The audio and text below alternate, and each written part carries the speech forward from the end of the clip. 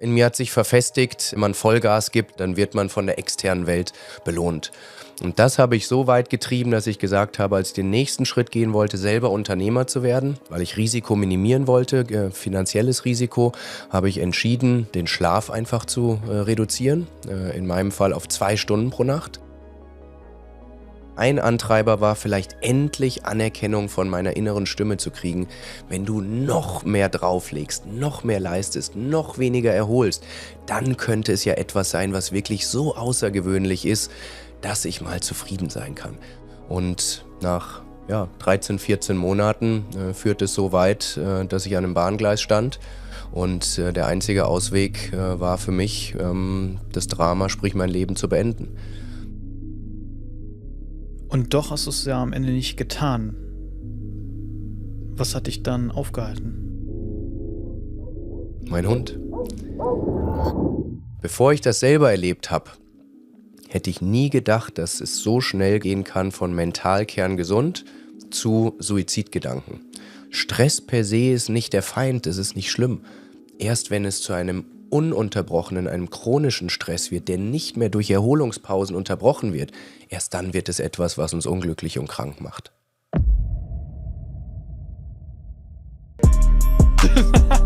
Super geiles Gefühl.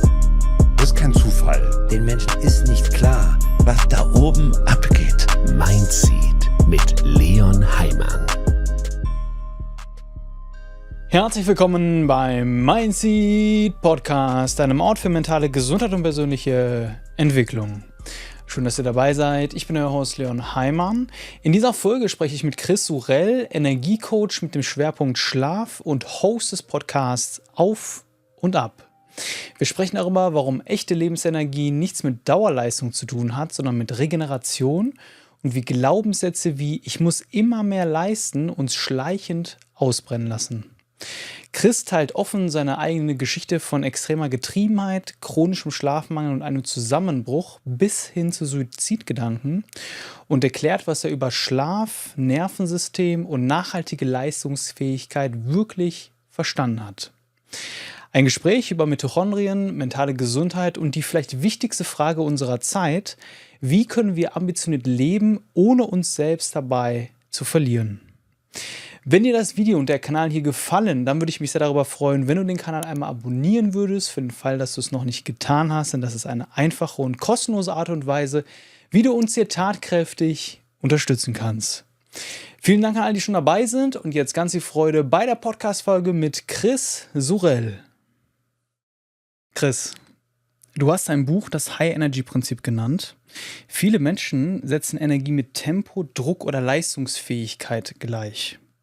Was bedeutet Energie für dich wirklich und wo irrt sich unsere Gesellschaft aus deiner Sicht am meisten? Schöne Frage. Diese Gleichsetzung habe ich so tatsächlich noch nie für mich erlebt. Ich fange mal physiologisch an. Ich bin immer ein großer Freund davon, die Dinge erstmal physiologisch zu verstehen, und dann kann man sehen, wo man vielleicht die eine oder andere Missinterpretation hat. Ein Element von Energie ist, wie viel zelluläre Energie wir in uns haben. Und wenn wir über zelluläre Energie sprechen, dann können wir ein ganz spezifisches Molekül benennen, und das nennt sich ATP. ATP ist eine Abkürzung für Adenosintriphosphat. Das ist ein Molekül, was in unseren Mitochondrien, den Kraftwerken unserer Zelle, produziert wird. Und das brauchen wir, dass unser Gehirn funktioniert, unsere Organe funktionieren, unsere Muskeln funktionieren. Das heißt, das ist die Energiewährung unseres Körpers.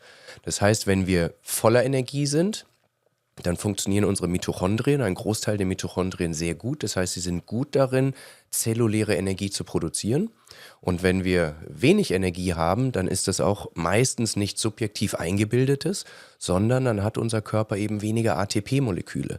Und das ist eine Definition, ich kann gleich noch 2, 3 weitere nennen, aber das ist erstmal die Energie, um die es geht. Und das Schöne daran ist, wir verstehen aus wissenschaftlicher Perspektive sehr genau, wie diese Mitochondrien funktionieren und was wir tun können im Sinn von Verhaltensweisen, von Denkweisen, von Gedanken, damit diese Mitochondrien eben gut funktionieren und in diesem Energieproduktionsmodus bleiben können oder wieder zurückkommen können. Das ist jetzt sozusagen die physiologische Perspektive. Du hast Ja. gesagt, es gibt noch 2 weitere. Welche weitere sind das? Genau, also ich habe letztens von einem führenden Forscher, der sich auch mit Mitochondrien etc. beschäftigt, habe ich die folgende und das übernehme ich 1:1 von ihm. Er sagte, für ihn ist Energie Potenzial für Veränderung. Das finde ich eine wunderschöne Definition. Da stecken schöne Begrifflichkeiten drin. Zum einen Potenzial. Potenzial heißt die Möglichkeit. Das heißt nicht, dass man es unbedingt machen muss. Also hier geht es nicht und insgesamt, du hast gerade das High-Energy-Prinzip genannt, das ist kein Selbstoptimierungsprogramm, höher, schneller, weiter, ich brauche noch mehr Power, um noch ambitionierter zu sein. Hier geht es erstmal darum, dem Körper das zu geben, was er braucht, damit seine normalen Funktionen gut arbeiten. Denn den Alltag, den wir heute erleben, inklusive Technologien etc., und ich bin ein großer Freund von diesen Dingen, ist aber sehr weit von dem entfernt, wie wir damals gelebt haben, als wir gebaut wurden. Denn so wie wir heute gebaut sind, die Hardware ist noch die gleiche wie vor 100.000 Jahren. Aber das Umfeld hat sich sehr stark verändert. Und das ist ein Grund, warum viele Menschen Energieprobleme haben, dass sie ihren Körper nicht mehr ganz so bedienen, wie er eigentlich bedient werden möchte. Und das ist mein Auftrag sozusagen, den Menschen auf einfachste Art wieder zu erklären, wie darf man sein Gehirn, seinen Körper denn pflegen und bedienen, damit er wieder so funktioniert, wofür er eigentlich gemacht wurde. Du hast ja eine Lebensgeschichte hinter der Berufung, die du heute ausübst. Wenn du jetzt einige Jahre zurückblickst, ne, wo dein Energielevel, sage ich mal, sehr auf der Kippe stand, führ uns mal in die Perspektive der damaligen Situation. Man darf verstehen, dass ich ganz ursprünglich aus dem Leistungssport komme. Das heißt, ich wollte immer Tennisprofi werden. Meine ganze Schulzeit hatte nur ein Ziel. Schule musste nebenher laufen und ich wollte Wimbledon gewinnen. Das war das erklärte Ziel. Aber nicht so nach dem Motto, ich will Feuerwehrmann werden, sondern da war Ernsthaftigkeit dabei. Ich habe immer so meine Jugend in den Top 10 deutsche Tennisrangliste verbracht. Und als ich dann mit der Schule fertig war und es dann tatsächlich auch konkret wurde, kam eine Schulterverletzung ins Spiel, ein Impingement-Syndrom, was mir die Entscheidung abgenommen hatte, ob ich es jetzt wirklich machen soll oder nicht. Aber ich erzähle das deshalb, weil sich da ein Mindset entwickelt hat, dass ich bereit bin, meine Grenzen zu übertreten, dass ich bereit bin, alles einem bestimmten Ziel unterzuordnen, dass ich verstanden habe, wenn ich Leistung bringe, dann ist es ein anderes Leben, als wenn ich keine Leistung bringe, dass ich teilweise Privilegien genieße dadurch, das sind Sponsorenverträge oder andere Dinge. Das wurde in meiner frühen kindlichen Prägung angelegt durch Erfahrung. Mit dieser Prägung bin ich dann, als klar war, meine Sportkarriere wird nichts, ins Berufsleben gegangen. Ich bin dann in die Unternehmensberatung gegangen, zur Firma Roland Berger. Warum das? Viele würden sagen, die spinnen doch da alle. Das ist vielleicht auch auf eine gewisse Art so, aber ich habe da Menschen getroffen, die auch so ein bisschen so Spitzensport-Mindset hatten, bereit sind, mehr als das Normale zu geben, sehr ambitioniert und leidenschaftlich für bestimmte Projekte, in diesem Fall die Probleme der Klienten eintreten und auch da habe ich mich irgendwie aufgehoben gefühlt. Habe da neue Spielregeln kennengelernt. Eine Spielregel war, dass Schlaf überbewertet wird. Eine andere ist, dass Lunch nur for Losers ist. Also da wurde einem nicht explizit, aber doch so durch die Witze, die gemacht werden, die Aussagen, die immer mal wieder fallen, wurde einem eigentlich vorgelebt, dass die eigenen Bedürfnisse körperlicher, gesundheitlicher Natur eher zweitrangig sind, sondern dass alles dem einen Ziel und das ist Geschäftserfolg unterzuordnen sind. Und aus heutiger Sicht, ich bin jetzt ein paar Jahrzehnte älter, aber damals habe ich gesagt, okay, und das war nicht bewusst, sondern so habe ich getickt, wenn ich sehe, okay, das sind die Spielregeln, ich fühle mich hier wohl auf eine gewisse Art, dann probiere ich auch da zu reüssieren und gut zu sein. So, und dann habe ich sehr lange Nächte gearbeitet, wie viele andere Kollegen um mich rum. Da hat sich auch verfestigt, man wird belohnt durch schnelle Beförderungen, durch gute Bonus, durch gute Bezahlung, wenn man über die Grenzen geht. Das heißt, ich habe das weiter verinnerlicht, dass man dafür belohnt wird, wenn man die eigenen Limits missachtet. Ich bin dann ganz typisch weitergezogen zu einem meiner Klienten, durfte da Management-Erfahrung sammeln bei Firma Payback. Das sind die einen an der Kasse immer nerven, ob man Punkte sammeln möchte. Auch eine sehr tolle Firma von einem sehr ambitionierten Gründer groß gemacht, der auch so ein bisschen mein Mentor war, mein Vorbild, der mir auch gezeigt hat, hier, du kannst weit kommen, wenn du auch hier mehr gibst als die anderen. Das heißt, wieder die gleiche Erfahrung. So, und ich glaube, das Muster ist klar, in mir hat sich verfestigt, wenn man Vollgas gibt, dann wird man von der externen Welt belohnt. Und das habe ich so weit getrieben, dass ich gesagt habe, als ich den nächsten Schritt gehen wollte, selber Unternehmer zu werden. Denn das war immer für mich, das waren die auf dem Olymp stehen. Ich sag mal, etwas zu managen, was andere kreiert haben, ist anspruchsvoll, ja, aber das war für mich nicht das Ende der Fahnenstange. Und so habe ich an einem Punkt, Anfang 30, eigentlich so alt wie du jetzt bist, entschieden, dass ich zum einen mein Geld weiter verdienen möchte. Ich wurde mal ein sehr gut bezahlter Manager, aber parallel eine eigene Firma bauen möchte. So, und weil ich Risiko minimieren wollte, finanzielles Risiko, habe ich entschieden, den Schlaf einfach zu reduzieren. In meinem Fall auf 2 Stunden pro Nacht. Das war meine bewusste Entscheidung, dass ich tagsüber 12 Stunden meinen Managerjob machen kann, kurz nach Hause gehen kann, ein bisschen was essen, dann bis 4 Uhr morgens, so war mein Plan, jeden Morgen mein Startup bauen. Von 4 Uhr morgens bis 6 Uhr morgens schlafen. Das musste reichen für die Zeit, habe ich bei Roland Berger gelernt, dass das immer mal wieder geht. Und dann wieder meinem normalen Job nachgehen. Wir machen eine ganz kurze Pause, in der ich euch einmal daran erinnern möchte, falls ihr das Video auf YouTube schaut, einmal auf den Like-Button zu klicken und falls ihr das Ganze über Spotify oder Apple Podcast anhört oder anschaut, uns einmal eine Bewertung für den Kanal zu hinterlassen. Damit unterstützt ihr uns und wir können weiterhin sicherstellen, die besten Leute hier in den Podcast zu holen und unsere ganze Energie hier reinzustecken. Danke für eure Unterstützung und jetzt zurück zur Folge. Da würde ich mal kurz gerne einmal einhaken, Chris. Also du hast mir das ja auch im Vorgespräch erzählt, dass du da diese Zeit hattest, wo du nur 2 Stunden geschlafen hast. Ich muss ganz ehrlich sagen, ich frage mich, wie kommt man auf die Idee? Weil also ich weiß nicht, für mich persönlich, ich habe mich auch natürlich mit dem Thema Schlaf und so beschäftigt, weil ich selber in der Sportwissenschaft war und weiß, dass es wichtig ist für den Körper und für ein funktionierendes Leben. Und dann so eine riesen Firma wie die Roland Berger Firma. Ich frage mich, wo kommt so eine Idee her, dass 2 Stunden Schlaf am Tag reichen? Das ist eine gute Frage. Und ich kann sie jetzt, wenn ich das gleich beantworte, fühlt es sich an, als hätte diese Entscheidung eine andere Person getroffen. Das bin nicht mehr ich heute. Ich bin heute Schlafcoach, Energiecoach. Das heißt, ich kann es auch nicht mehr nachvollziehen. Ich kann nur jetzt berichten, wie ich damals drauf gekommen bin. Das ist eine Mischung aus über die Maßen Ambition, dass man sagt, ich möchte mir und der Welt beweisen, dass nur ein 12-Stunden-Job, das reicht nicht. Ich bin der noch einen zweiten Job oben drauflegen kann. So, das heißt, ich war immer so, dass eine 1 in der Schule oder ein Turniersieg oder so, das hat meine innere Stimme nicht befriedigt. Ich habe da von meiner inneren Stimme kein Gutgemacht gehört. Das wusste ich damals nicht, aber in der Retrospektive war das ein Treiber.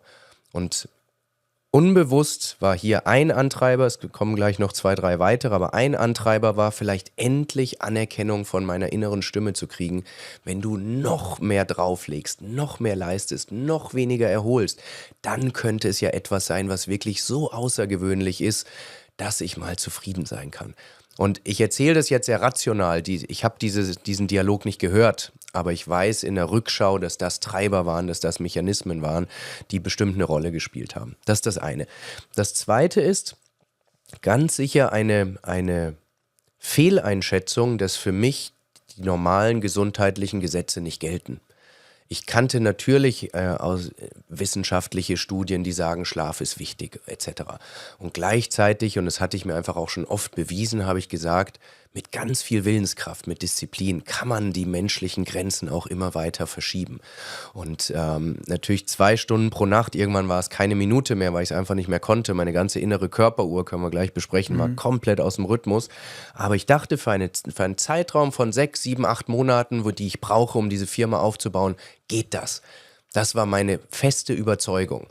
Und die Warnmeldungen aus meinem Umfeld, aus meiner Familie etc. Ich habe sie realisiert, aber ich sagte, ihr wisst ja gar nicht, wie stark ich bin. Und du hast es jetzt sehr rational beschrieben, das macht auch absolut Sinn, aber mich interessiert noch, wie hast du dich dabei wirklich gefühlt? Also was war denn dein Gefühl, wenn du uns jetzt mal mit in diese Perspektive nimmst? Das hört sich für mich, ne, ich höre, da ist ein sehr ambitionierter, erfolgreicher Mann, aber gleichzeitig hört sich das für mich auch rastlos an und irgendwo auch ausbeuterisch, vielleicht auch ein bisschen nicht wirklich respektvoll gegenüber den eigenen Ressourcen und Rhythmen. Auch wieder eine rationale Beschreibung von mir. Und deswegen, wie hast du dich wirklich gefühlt in dem Moment? In Phase 1 extrem cool und überlegen, denn es hat funktioniert. Im ersten Schritt. Es hat nicht lang gedauert. Ich komme gleich dazu, wo es geendet hat. Aber im ersten Schritt, wenn Menschen in der Firma, Kollegen, ich war damals Bereichsleiter, wenn die gesagt haben, wie stressig ihr Job ist oder wie anstrengend es ist, 12 Stunden zu arbeiten, dann habe ich innerlich nur müde gelächelt und gesagt, hey, ihr wisst ja gar nicht, was ich noch danach mache. So, das hat mir ein Gefühl von Überlegenheit, von Euphorie gegeben, dass ich habe mir wieder bewiesen, ich bin tatsächlich stärker als andere Menschen. So, aber es hat nicht lange gedauert, dann hat es gekippt. Ich habe irgendwann dann meinen Job gekündigt, meinen Managerjob und bin all in die Firma gegangen. Habe dann nicht nur tagsüber für die Firma gearbeitet, sondern eben auch nachts weiter, weil ich gesehen habe, je mehr Stunden ich reinstecke, desto schneller kann ich beschleunigen, desto schneller komme ich an die erste Finanzierungsrunde, desto schneller steht die Website. Also wenn man erlebt, dass man mit mehr Stundeneinsatz schneller vorankommt, dann kann das auch ein Gefühl von Sucht und auch Rastlosigkeit kreieren, weil es fühlt sich an, als hätte man 2 Tage pro einen Tag. Kurzfristig, weil man einfach mehr gewuppt kriegt. Ich habe im ersten Schritt nicht bemerkt, dass meine Gesundheit, meine kognitiven Fähigkeiten etc. völlig den Bach runtergegangen sind. Und das ist auch das Gefährliche. Heute betreue ich ja Menschen, die auch rastlos sind und müde sind. Das Problem ist ähnlich wie beim Alkohol. Wenn man in der Lage ist, kann man seine eigenen kognitiven Fähigkeiten nicht mehr objektiv bewerten. Und das führt dazu, dass man kurz- bis mittelfristig denkt, dass man auch noch auf dem richtigen Weg ist. Ich habe also nicht bemerkt, wie meine Entscheidungsfähigkeit schlechter wurde, wie ich in der Retrospektive Fehlentscheidungen getroffen habe, die am Ende auch dazu geführt haben, dass das Geschäftsmodell nicht erfolgreich wurde. Stell dir mal vor, du triffst die wichtigen strategischen Basisentscheidungen. Stell mal vor für deinen Podcast jetzt, du hättest entschieden, wie der heißen soll, welche Positionierung du wählst etc., wenn du die um 3:30 Uhr morgens völlig übermüdet getroffen hättest. Die Wahrscheinlichkeit, dass der so erfolgreich wäre, wie dein Podcast heute ist sehr, sehr gering. So, und ein paar Monate vorangespult. Ich saß 18, 20 Stunden am Tag am Schreibtisch und habe nicht mal 10 Minuten sinnvolle Arbeit kreiert gekriegt.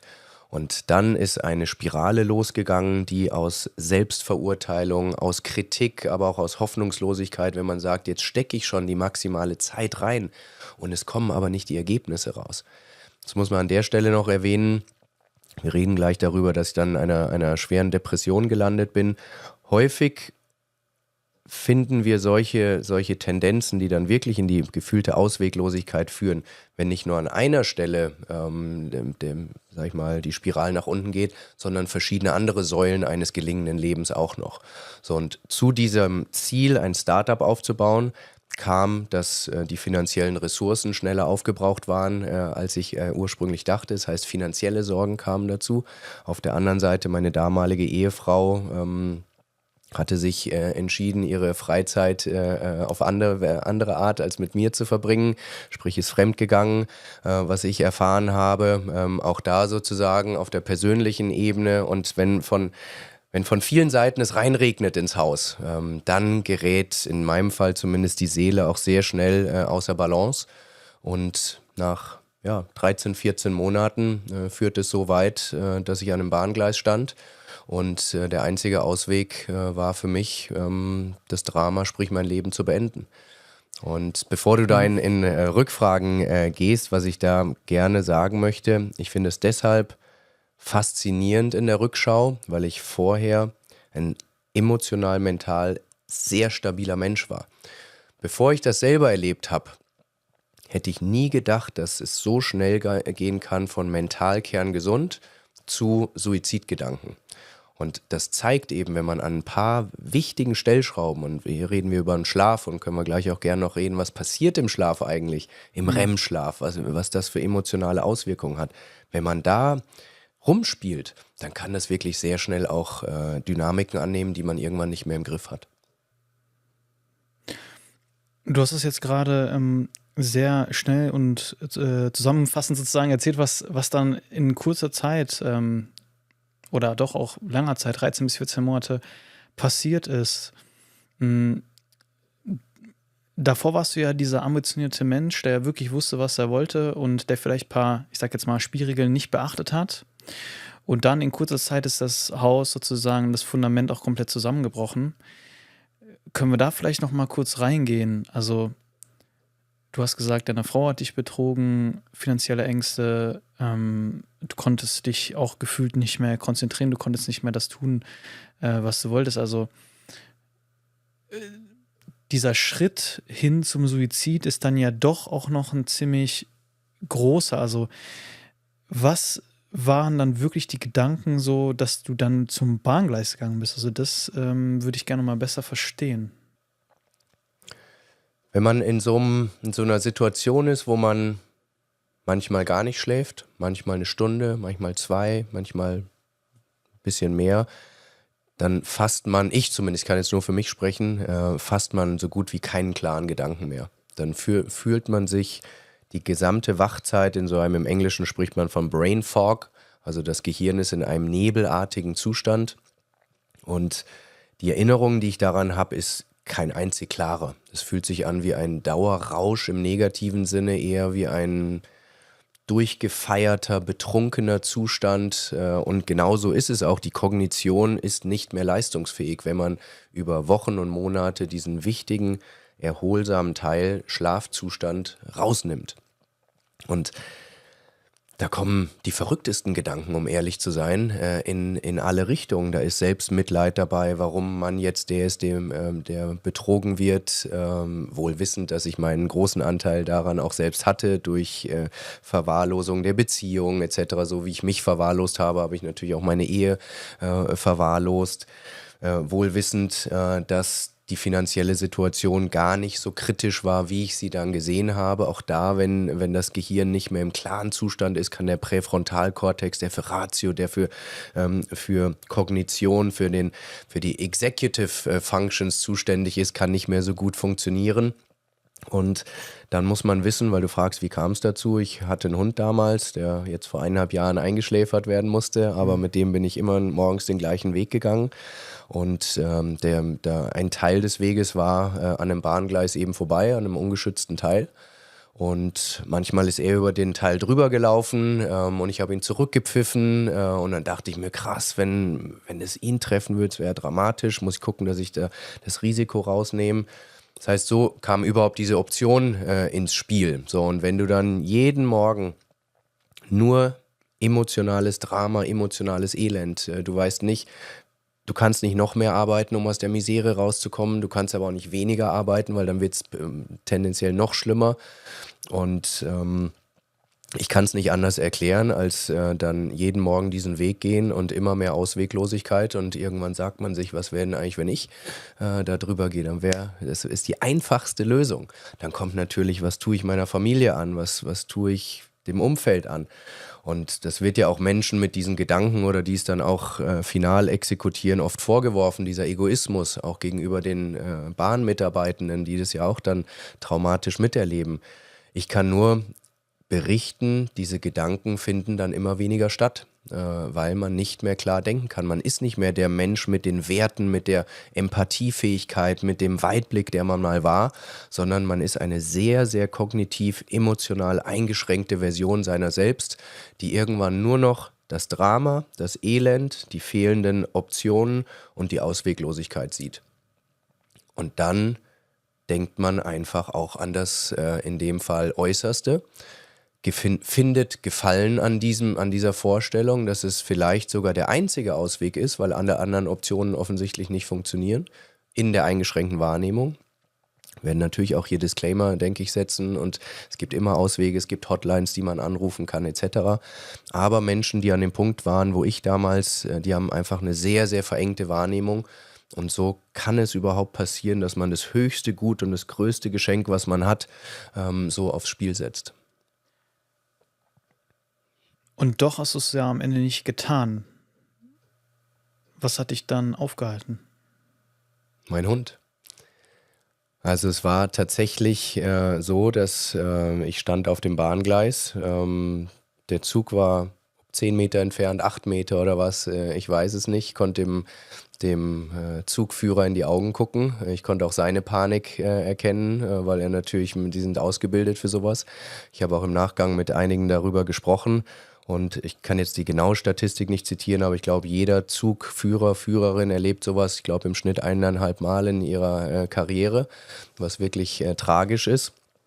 Und dann hat mein Hund, der wenige Meter hinter mir stand, einen Ton von sich gegeben, den ich vorher und nachher nie wieder wahrgenommen habe. Es war ein Bellen, aber es war eine Frequenz, irgendetwas, was ich nie gehört hatte.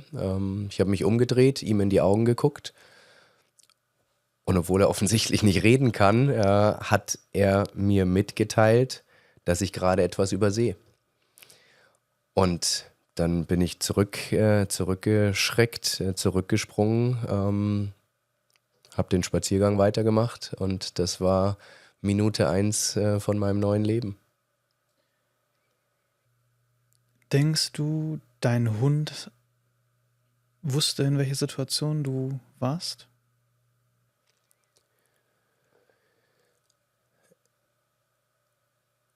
Wenn ich das, was ich jetzt sage, gehört hätte, bevor ich einen eigenen Hund habe, würde ich sagen, dieser Mensch spinnt.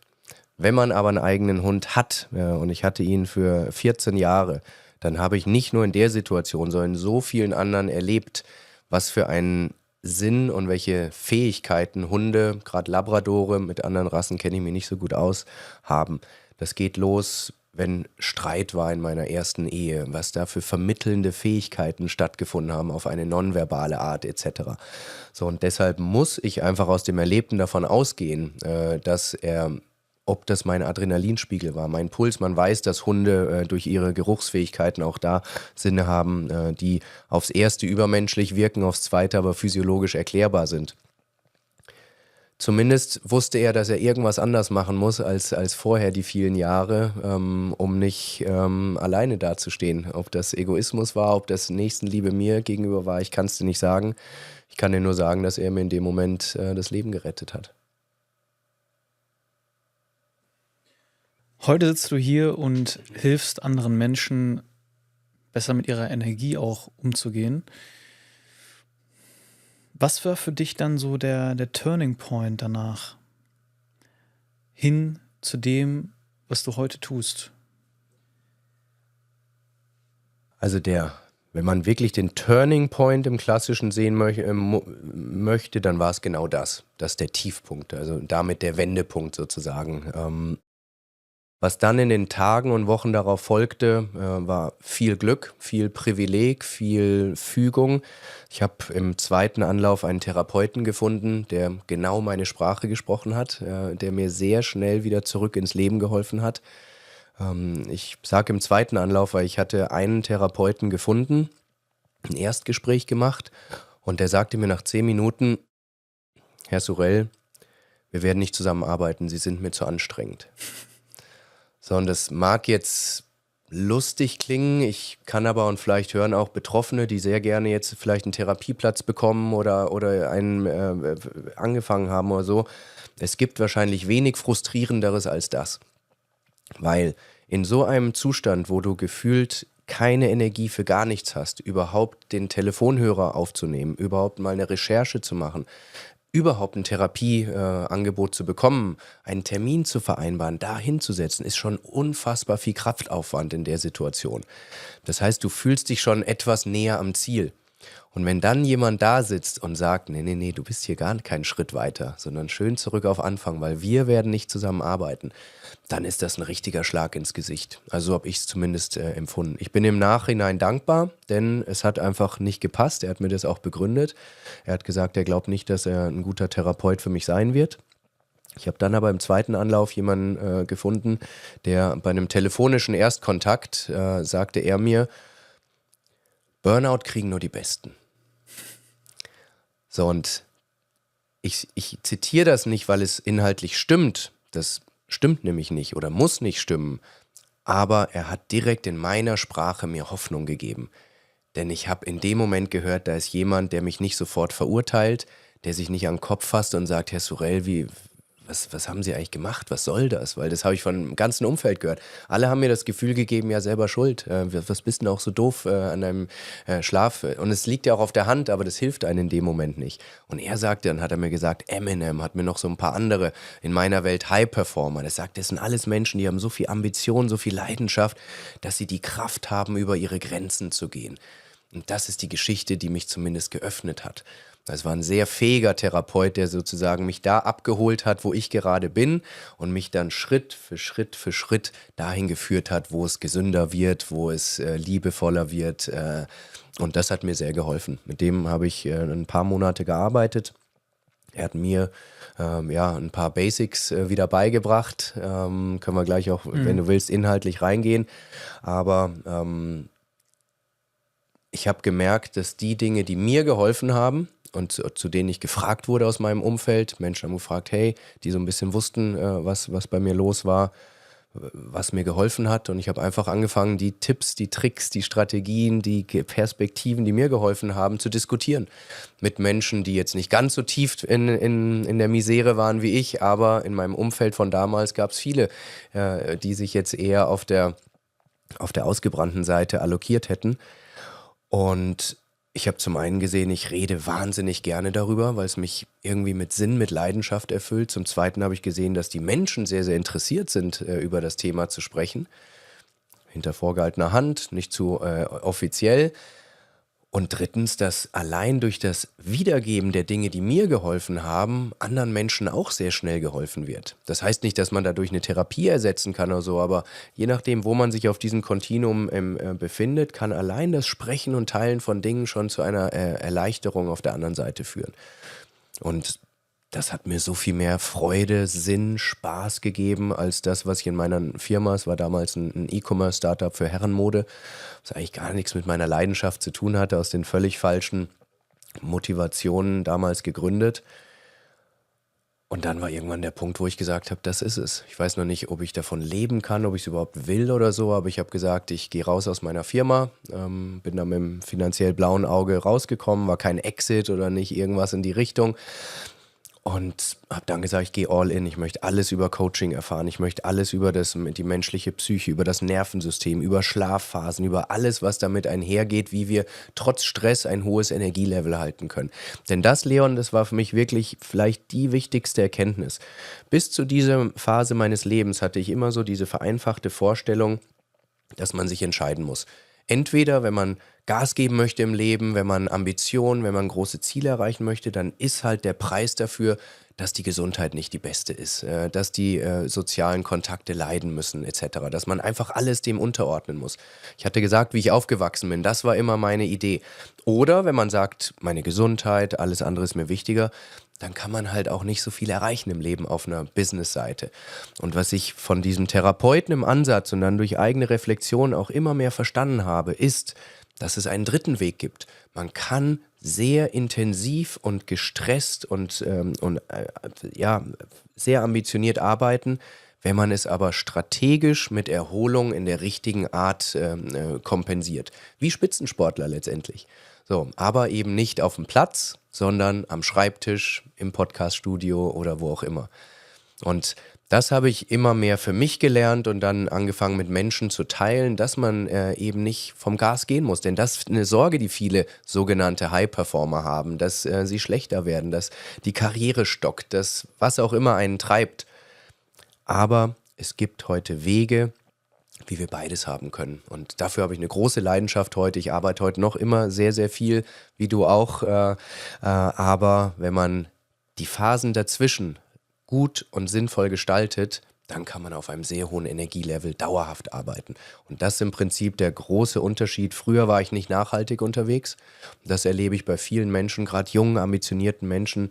Sie geben 5, sie geben 10 Jahre Gas, aber irgendwann ab Anfang, Mitte 30 merken die meisten Menschen, dass man doch nur endliche Ressourcen hat. Wir alle kennen das, glaube ich, wenn man mit 18 bis 4 Uhr morgens, 5 Uhr morgens in der Disco feiert, dann vielleicht noch duschen geht oder so und dann ins Praktikum weitergeht oder so. Ist alles möglich, wenn man ganz jung ist. Aber ab 30, 35 ändert sich die Physiologie und dann gelten ein bisschen andere Spielregeln auch.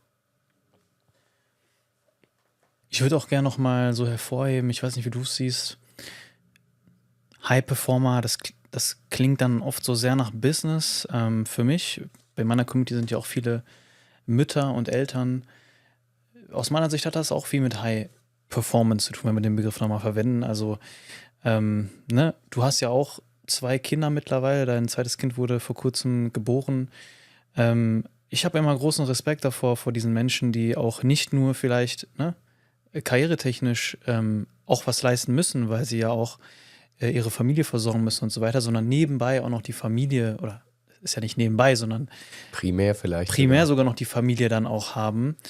Und deswegen ist es vielleicht gerade für diese Menschen, die jetzt auch zuhören und selber eine Familie haben, vielleicht selber auch Vollzeiteltern sind, wo auch sehr viel parallel läuft und vielleicht auch sehr wenig Zeit für sich selbst da ist. Interessant zu wissen, was wir jetzt über Schlaf und Energie erfahren werden. Ich würde aber gerne mal anfangen mit... Darf ich dazu noch was sagen, ja. Leon? Ja, das ist ein wichtiger Punkt, denn in meiner Arbeit verwende ich den Begriff High Performance so gut wie gar nicht. Denn er ist aus meiner Sicht falsch belegt. Genau wie du sagst, bei Performance denken die Menschen immer nur an höher, schneller, weiter, an Karriere und vor allem an Job. Wenn ich über Energie spreche, über Recovery, also Erholung, dann geht es mir darum, dass die Menschen die Energie zur Verfügung haben, um das Leben, was ihnen wichtig ist, nach ihrem Wertesystem, nach ihren Priorisierungen gestalten zu können. Und wie du sagst, jemand, der vielleicht 20 Stunden die Woche arbeitet, das möglich ist aus finanziellen Gründen und die andere Zeit für Family Care, ob das die Eltern, die älter geworden und krank sind oder die Kinder oder wie auch immer sind, auch dafür ist Energie notwendig, viel Energie notwendig. Das heißt, es geht nicht nur darum, sich zu optimieren, um Joberfolg zu haben. Und deshalb High Performance, wenn man ihn überhaupt benutzen möchte, eher in einer gesamthaften Darstellung, dass es darum geht, das Leben führen zu können, wie man es sich als gelingendes vorstellt. Du hast mir dein Buch letzte Woche in München gegeben, wo ich bei dir im Podcast war. Und da hast du mir folgende Widmung reingeschrieben. Lieber Leon, vielen Dank für deine kostbare Zeit und deine so wertvolle Arbeit. Ich wünsche dir ein Leben mit starken Mitochondrien und funkelnden Augen. Warum hast du das so da reingeschrieben? Man gibt sich ja, wenn man Unternehmer ist, gerne so eine Vision. So, das, wofür man es am Ende macht. Und da stehen nicht Eurozeichen drin oder irgendwelche Kennzahlen oder so, sondern das, was einen wirklich treibt. Und da habe ich vor vielen Jahren diesen Satz geschrieben, wofür ich all das, was ich tue, machen möchte. Und das ist eine Welt mit weniger roten und mehr funkelnden Augen kreieren. Das ist für mich ein sehr emotionales Bild, was diesen Wandel von ich bin müde, nicht nur ich, sondern wir als Welt, müde, ausgebrannt, wir kriechen auf dem Zahnfleisch, wir hangeln uns von Wochenende zu Wochenende, von Urlaub zu Urlaub, hin zu funkelnden Augen. Funkelnde Augen hast du, und das ist nicht nur ein subjektives Bild, sondern wir wissen aus der Wissenschaft, dass die Augen einen anderen Glanz haben, wenn wir ausgeschlafen sind. Was wir subjektiv wahrnehmen, selbst nicht geschulte Menschen, hat tatsächlich physiologische Gründe. Das geht so weit, dass die Farbe das was sonst weiß ist, wird etwas getrübt, wenn wir übermüdet sind. Daher habe ich es dir auch hier reingeschrieben, das wünsche ich allen Menschen, ein Leben mit funkelnden Augen. Das heißt nicht, dass wir immer in der vollen Energie sind, das muss gar nicht sein. Aber wenn wir wissen, wann wir mal in eine Energiedelle fallen, dass wir es wahrnehmen, dass wir Gegenstrategien haben, um dann wieder zur vollen Energie zu kommen. Und dieses Bild des Pulsierens, Das ist ganz tief in meiner Philosophie verankert und das habe nicht ich erfunden, sondern der Mensch pulsiert. Überleg mal, fast die meisten Systeme in unserem Körper, unser Herzschlag, unsere Atmung, unsere Körperkerntemperatur, unsere Gehirnwellen, das ist nicht linear wie ein Computer oder eine Maschine. Es pulsiert. Und je mehr wir in dieses Pulsieren kommen, und das ist auch, finde ich, eine wichtige Botschaft, Stress per se ist nicht der Feind, es ist nicht schlimm. Erst wenn es zu einem ununterbrochenen, einem chronischen Stress wird, der nicht mehr durch Erholungspausen unterbrochen wird, erst dann wird es etwas, was uns unglücklich und krank macht. Dann hast du noch 2 weitere Sätze dazu geschrieben, denn Energie ist nicht alles, aber ohne Energie ist alles nichts. Gehen wir jetzt mal auf diesen Schlafmangel ein. Welchen Preis zahlt man dann wirklich für diesen chronischen Schlafmangel, den du ja hattest? Körperlich, mental, langfristig? Große Frage. Du gibst mir zwischendurch immer wieder ein bisschen Struktur, bitte, weil da können wir jetzt stundenlang drauf eingehen. Ich glaube, ein wichtiger Punkt, den Menschen und den ich nicht zu spät, aber sehr spät verstanden habe, ist, dass wir unterscheiden dürfen, was bedeutet klarkommen. Ich höre ganz oft Menschen, die sagen, mir reichen 5 Stunden Schlaf oder mir reichen 6 Stunden. So, und da müssen wir dieses mir reichen definieren. Reichen für was? Um durch den nächsten Tag zu kommen? Geht. So. Um bei voller kognitiver Leistungsfähigkeit zu sein? Schon schwieriger. Um den Körper so zu regenerieren, dass er wieder bei 100% ankommt? Unmöglich. Und dafür müssen wir ein bisschen in die Schlafphasen, in die Funktionalitäten einsteigen, denn diese Dinge lassen sich nicht beliebig komprimieren. Viele Menschen denken heute noch, das erlebe ich zumindest, höre ich an den Fragen, die nach Vorträgen etc. kommen, dass sie denken, entweder man schläft oder man ist wach. Aber im Schlaf gibt es ganz viele Unterschiede, sogenannte Schlafphasen. Und es gibt zum Beispiel die Tiefschlafphase. Das ist nicht nur so ein Begriff, sondern es ist ein wissenschaftlich definierter Begriff. In diesem Tiefschlaf finden Prozesse statt, die in keinen anderen Schlafphasen stattfinden. Also nicht im Leichtschlaf, auch nicht im REM-Schlaf. Ein Beispiel.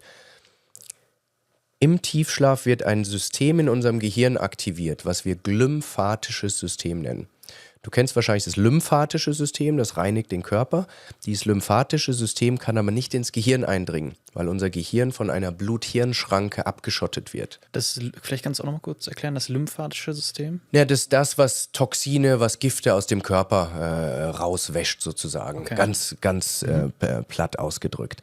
So, und das geht aber nicht ins Gehirn. Das Gehirn hat besondere Schutzwürdigkeit und deshalb gibt es eine Blut-Hirn-Schranke. Das sorgt dafür, dass nicht alles, was im Körper zirkuliert, auch den Zugang ins Gehirn bekommt. Das heißt, das ist ein besonders strenge Türsteher vor dem Gehirn, weil das eben so eine wichtige Zentrale ist. Was Forscher aber vor gar nicht allzu langer Zeit rausgefunden haben, ist, dass unser Gehirn etwas sehr Vergleichbares hat. Und sie haben das glymphatische System genannt, einfach nach bestimmten Gliazellen. Das sind Stützzellen zwischen unseren Neuronen. So haben sie dieses System genannt.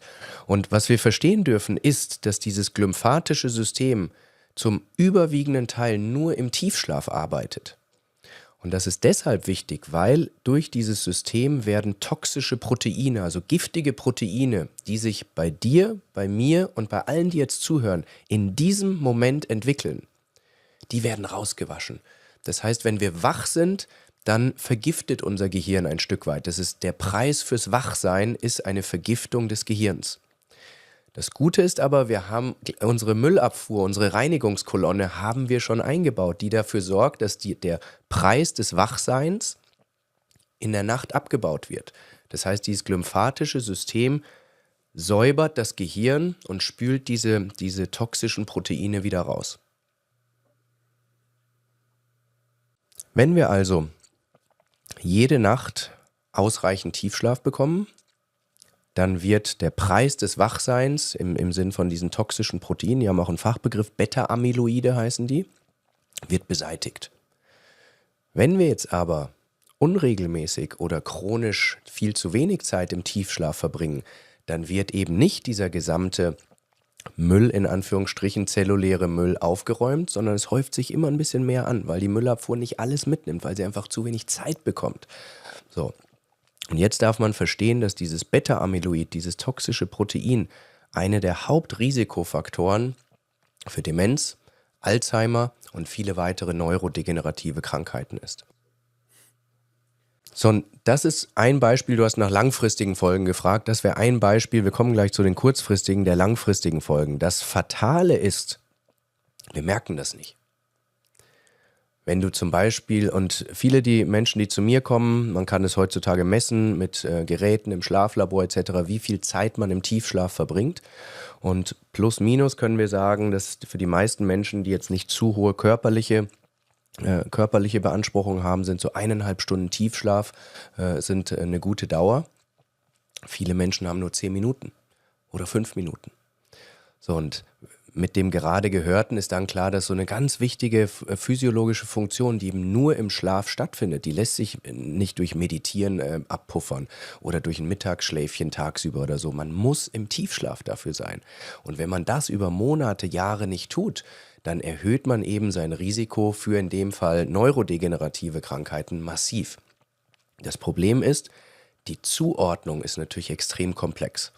Das heißt, wenn man 70, 75 ist und dann an Demenz erkrankt, dann ist der Weg natürlich zu sagen, als ich 30, 35, 40 war und seitdem habe ich einfach über Jahre und Jahrzehnte zu wenig geschlafen, der ist natürlich sehr weit hergeholt. Aber wir wissen mittlerweile aus soliden Forschungsergebnissen, dass da eine sehr enge Verknüpfung ist.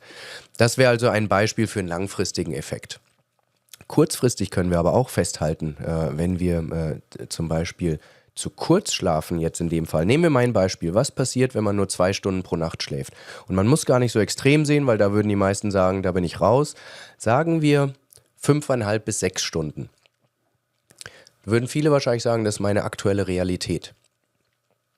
Ich habe gerade die Tiefschlafphase erklärt. Eine weitere entscheidende Phase ist die REM-Schlafphase.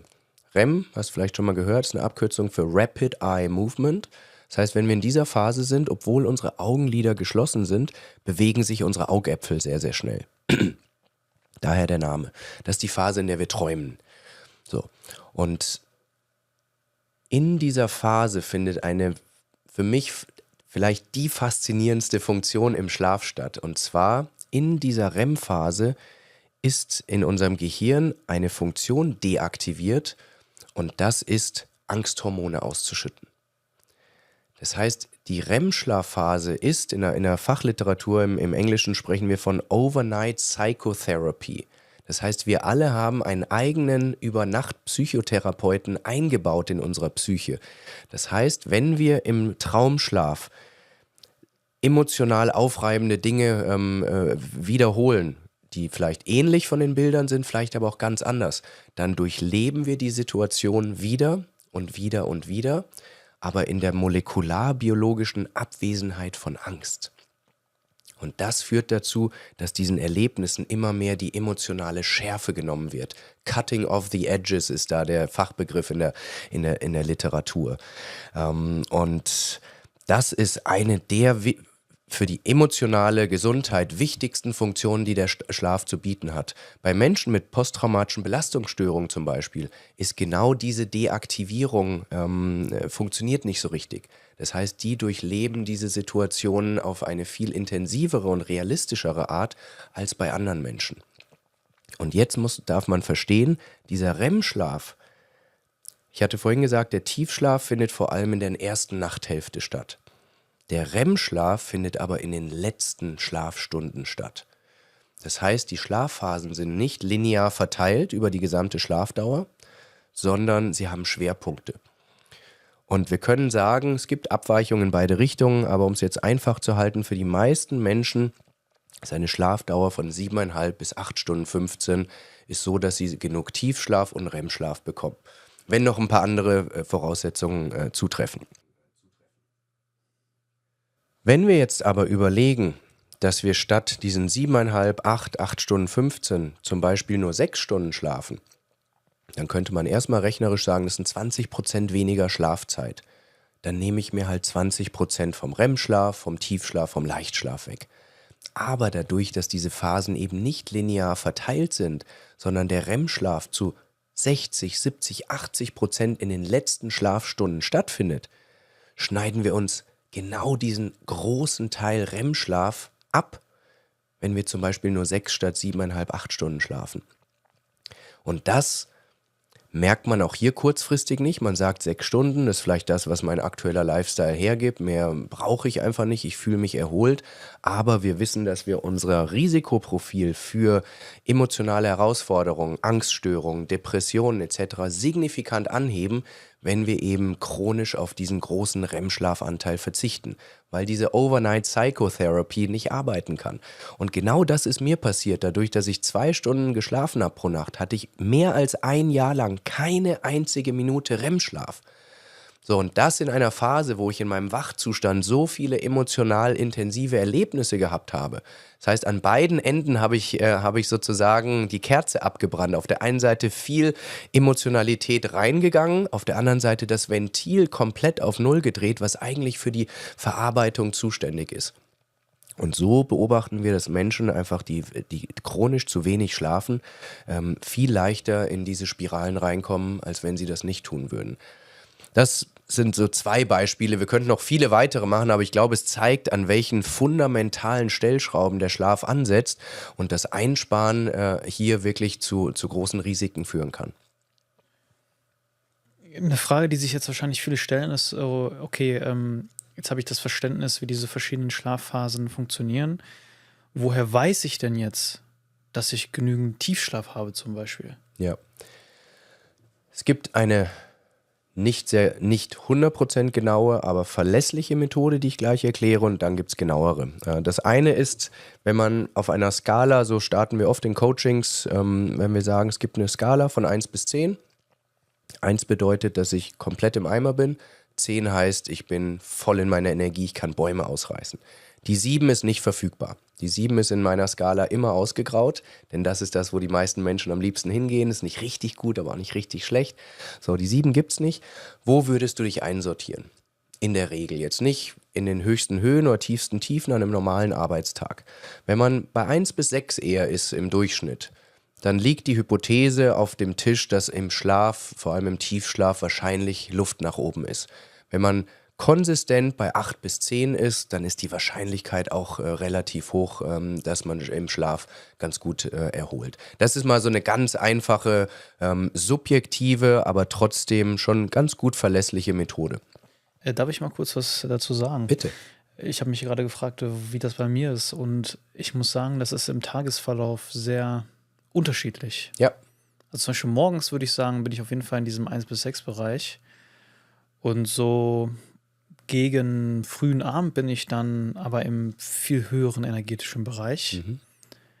Das heißt, es ist eher volatil. Also ich habe da auch ein paar Fragen, aber genau, red erstmal weiter, und dann stelle ich dir gleich eine Frage zu so Schlafzeit und so, und was das für Einflussfaktoren hat. Weil ich habe oft das Gefühl, dass das bei mir vielleicht was damit zu tun hat, dass ich mich morgens eher so im 1 bis 6 Bereich fühle, und dann später halt energetischer bin. Mhm. Genau. Du sprichst einen wichtigen Punkt an, und wir haben jetzt erstmal einfach gestartet. Wenn man genau diese Unterschiede über den Tag verteilt mitnehmen möchte, dann gehen wir auf 5 Zeitpunkte am Tag. Das heißt, und dann machen wir ein Schlafjournal sozusagen, beziehungsweise ein Energietagebuch, wo wir 5 Zeitpunkte haben. Das heißt, direkt nach dem Aufstehen, vormittags 10:30 Uhr, 11 Uhr, nach dem Mittagessen, 18 Uhr abends und kurz vor dem Schlafen. Und dann gibt man sich einen Wert von 1 bis 10. Das ist nur schon mehr Aufwand. Deshalb, man kann auch mit einem Referenzzeitpunkt starten. Du könntest zum Beispiel sagen, der Morgen oder der Nachmittag, oder man kann es genauer machen, um da mehr Präzision reinzubekommen. Wenn man jetzt sagt, ich möchte es aber wirklich genau wissen, dann gibt es heutzutage Technologien, mit denen man das messen kann. Es gibt sehr, sehr viele Tools und Tracker auf dem Markt. Nur wenige davon sind wirklich ausreichend akkurat. Das ist ein bisschen das Problem, weil alle mittlerweile Fitness- und Lifestyle-Tracker und Uhren und so haben die Funktion. Wir haben aber haarsträubende Ergebnisse gesehen, was die Genauigkeit betrifft. Das ist der eine Teil, und dann gibt es medizinische Werte, Schlaflabor, verschiedene andere Tracker, die hohe Kosten verursachen, aber auch eine gute Präzision haben. Jetzt Ist aber wichtig, nicht, dass Menschen jetzt denken, bevor ich mir irgendwelche weiteren Gedanken mache, muss ich mal unbedingt ins Schlaflabor, um da Klarheit zu haben. Das würde ich persönlich nicht machen, aus 2 Gründen. Wer schon mal gesehen hat, wie so ein Schlaflabor aussieht, weiß, dass es eine sehr unnatürliche Schlafumgebung ist. Das heißt, man kriegt viele Kabel um den Kopf, um den Körper. Man ist in einem fremden Umfeld. Es gibt diesen sogenannten First-Night-Effekt, kennen Menschen, die auch vielleicht ab und zu mal im Hotel sind, dass man in einer fremden Umgebung nie so gut schläft wie zu Hause. Das heißt, der Wert im Schlaflabor zu wissen, dass ich am 18.03.2026 31 Minuten Tiefschlaf hatte, sagt mir fast gar nichts. Weil es könnte sein, dass der Wert ähnlich wie zu Hause oder ganz anders ist. Und deshalb bin ich schon ein großer Freund von den funktionierenden Trackern, die man regelmäßig tragen kann, weil dann kann man Datenhistorie aufbauen. Und ich weiß nicht, ob wir gleich noch über Tracking sprechen, weil es da auch viele Fragen von Menschen gibt, die Sorge haben, dass sie sich dann wieder in diesen Selbstoptimierungswahn begeben etc. Und so wie wir Tracking nutzen, ist es, dass wir Daten sammeln und dann Langfristtrends beobachten. Das heißt, wie entwickelt sich ein bestimmter Wert über ein Quartal gesehen? Es ist völlig egal, wie viel Schlafminuten du gestern hattest oder wie viel Tiefschlaf du hattest. Die eine Nacht ist nie wichtig. Mir geht es darum, Menschen zu befähigen, durch Verhaltensanpassungen zu sehen, welche Effekte hat es auf ihre langfristiges Energielevel, Gesundheit. Und da hilft eben die Beobachtung oft von so ein paar Daten. Genau, so das ist auch mein Punkt. Ich weiß natürlich, dass es solche Tracker gibt. Ich glaube, du hast da gerade auch einen am Finger. Ich habe mir auch schon oft überlegt, mir da was zu holen, aber auf der anderen Seite denke ich mir, alles, was ich dann so anfange zu kontrollieren, da gehe ich dann weg von meinem Gefühl. Und eigentlich wissen wir ja, wie fühle ich mich am Tag? Also, und da habe ich auch so eine leichte Ambivalenz. Deswegen vielleicht mal so ein paar grundlegende Fragen. Also, was ich zum Beispiel an mir selbst beobachtet habe. Ich rutsche immer wieder in so einen sehr späten Schlafrhythmus. Also momentan zum Beispiel, ich gehe so zwischen 12 und 1 Uhr schlafen und stehe dann so 9 Uhr auf. Das ist so, ich gucke mal, dass ich so 8 Stunden im Bett bin. Das heißt nicht, dass ich 8 Stunden schlafe, aber dass ich so 8 Stunden im Bett bin. Und irgendwo beneide ich immer die Leute, die so früh aufstehen, weil ich hatte diesen Effekt, als ich letztes Jahr aus Indonesien zurückkam, da hatte ich den Jetlag und habe ich den Jetlag mitgenommen und dann habe ich 2 Monate lang wirklich diesen richtig frühen Rhythmus gehabt und ich stand morgens auf, oft sogar, wo es noch dunkel war, wo noch alle am Schlafen waren. Ich hatte das Gefühl, ich bin der Erste, der aufwacht. Ich hatte dieses helle Tageslicht dann, so man hatte das Gefühl, um 12 Uhr mittags hat man schon so viel geschafft und ich habe mich da oft auch sehr energetisch gefühlt, muss ich sagen. Vor allen Dingen so in der ersten Hälfte des Tages. Dann mit der Zeit aber auch irgendwie rutsche ich immer so wieder in diesen späten Rhythmus rein. Ne? Und früher habe ich mich oft dafür so gejudged oder im Deutschen würde man sagen verurteilt. Dafür, dass ich da, warum musst du immer in diesen späten Schlafrhythmus sein? Wärst du nicht viel produktiver in dem frühen und so? Und das habe ich mittlerweile abgelegt. Ne? Ich habe gesagt, okay, ganz ehrlich, wenn du diesen späten Schlafrhythmus fahren kannst, so, dann ist es auch okay. Trotzdem habe ich eine Beobachtung gemacht, wo ich den frühen Schlafrhythmus hatte ich immer das Gefühl, meine Träume waren sehr intensiv. Sehr intensiv. Und ich habe das Gefühl, je später ich schlafen gehe, desto weniger intensiv sind meine Träume. Ich weiß nicht, ob das irgendwie einen Zusammenhang hat, aber das wollte ich dich mal fragen. Und ich habe mal eine Theorie gelesen, dass es auch, dass die Menschen ja unterschiedliche Rhythmen haben. Eine Theorie besagt, dass das früher auch dazu geführt hat, dass die Völker besser geschützt waren, die Stämme, weil wenn wir alle zur selben Zeit schlafen gehen und zur selben Zeit aufwachen, dann haben wir ja beispielsweise, jetzt wenn wir von 8 Stunden ausgehen, ist unser Stamm 8 Stunden nicht geschützt. Wenn wir aber alle unterschiedlich so schlafen gehen, dann ist unser Stamm vielleicht nur 4 Stunden nicht geschützt, weil der Leon geht spät schlafen, der Chris geht immer früh schlafen und so ist da so eine gewisse Diversität. Und für mich ist es aber immer noch unklar so, ist es jetzt okay, dass ich so spät schlafen gehe?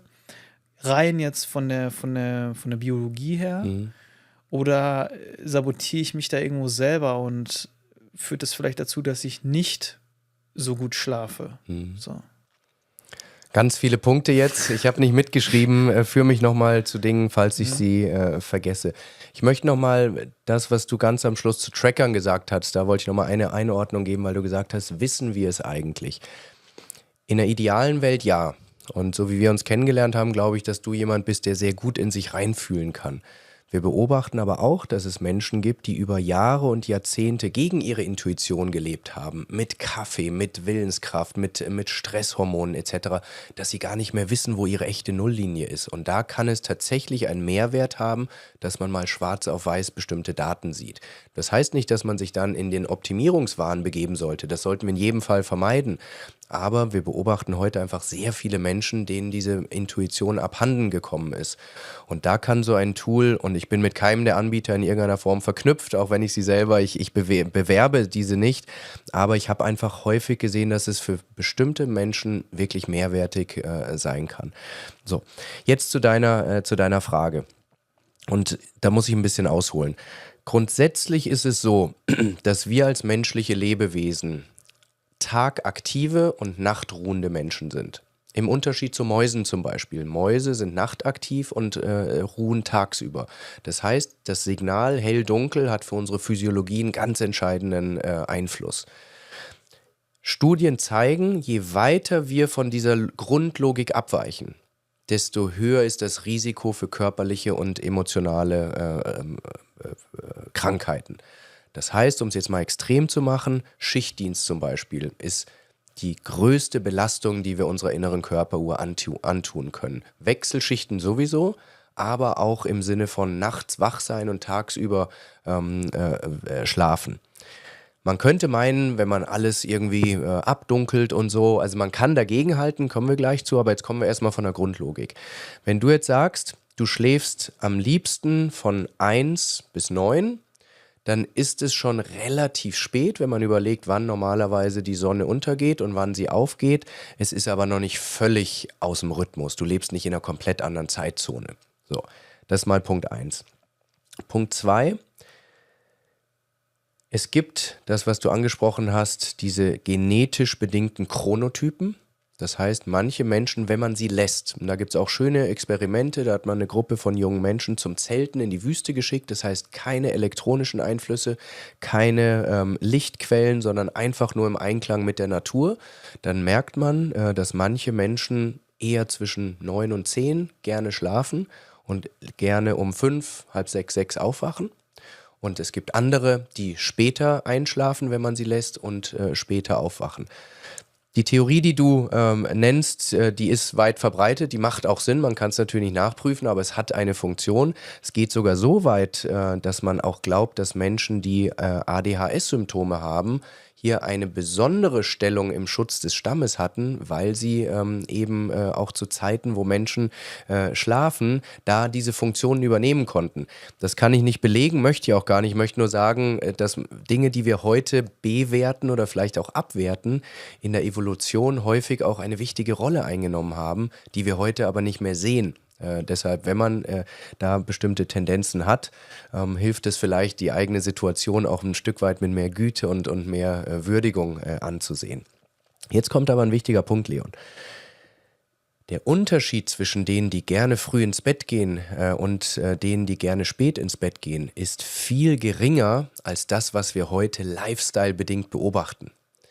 Denn wenn du abends noch sehr intensiv kognitive Aufgaben erledigst, wenn du spät Abend isst, wenn du abends Sport machst, wenn du noch viel helles Licht in deine Augen kriegst, dann gibst du deiner inneren Körperuhr verwirrende Signale, dass es eigentlich viel früher am Tag ist, als es de facto der Fall ist. Und diese beiden Dinge werden häufig vermischt. Menschen gehen um 1, 2, 3 Uhr ins Bett und sagen, ja, ich bin halt eher die Nachteule.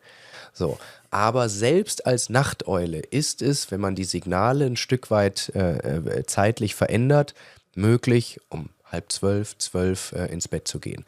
Das bedeutet nicht zwingend, dass es besser ist. Ich sage nur, wir kommen von der Hell-Dunkel-Logik, wie Menschen quasi geeicht sind. Es hat Vorteile, nicht zu sehr vom natürlichen Tag-Nacht-Rhythmus abzuweichen.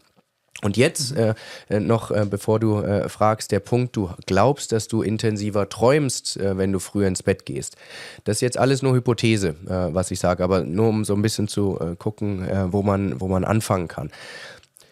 Ob du dich an Träume erinnerst oder nicht, heißt erstmal nicht, dass du träumst oder dass du nicht träumst. Das ist erstmal wichtig. Viele Menschen erinnern sich an ihre Träume gar nicht. Wenn wir aber in den Brainscan gucken, sehen wir, sie sind in Traumphasen und wir sehen, dass die Gehirnwellen sich verändern. Das heißt, sie träumen. Also das bitte nicht als Kriterium nehmen, ob man träumt oder nicht. Das ist erstmal wichtig, weil viele Menschen sind verzweifelt und sagen, ich kann mich nie an meine Träume erinnern. Denk nochmal, was die Funktion ist. Man will die emotionale Schärfe nehmen. Träume sind eigentlich nicht dafür da, dass wir uns an sie erinnern. Sie sind häufig nur dann, wenn wir direkt aus einer Traumphase aufwachen oder so, dann haben wir sehr lebhafte Erinnerungen. Ich habe halt diesen Effekt gespürt, Chris, wirklich, wo ich einfach früher schlafen gegangen bin. Ich bin aufgewacht, gefühlt hatte ich auch weniger so Wachphasen. Und ich dachte einfach so, boah, krass, ey, ich war in so einem krassen Film gerade. Und wenn ich jetzt so später schlafen gehe und auch vorher noch irgendwie, ne, teilweise vielleicht noch arbeite oder so, dann träume ich auch. Ich weiß das auch. Ich träume eigentlich jede Nacht.